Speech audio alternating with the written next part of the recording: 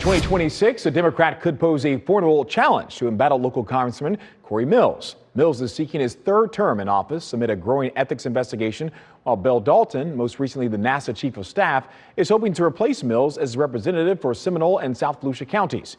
WestU political reporter Greg Fox spoke one-on-one with Dalton.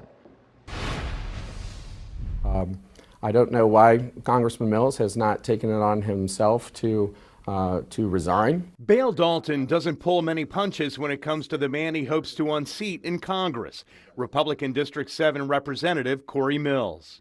Mills has been under fire during the past year, with the House Ethics Committee this month appointing a subcommittee to investigate allegations that include sexual misconduct, using his elected position to gain special favors and gifts, and to profit from his military arms business, as well as campaign finance violations. Following a September court hearing, a judge issued a restraining order against Mills to keep him away from his former girlfriend, former Miss United States Lindsay Langston, in a case alleging sextortion.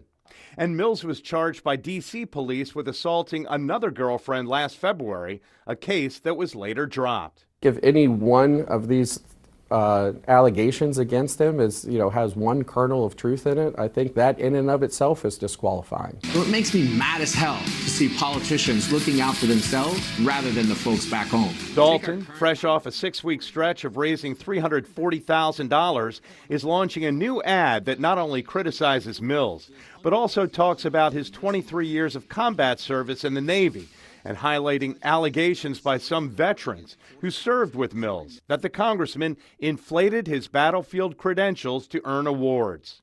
But Dalton tells me he's focusing on his message to voters. People are fed up with the ineptitude and the inaction of Congress, and they are fed up with the fact that their current representative is not providing them with the representation that they need. And they're going to have a choice in November, and we're going to give them a good one.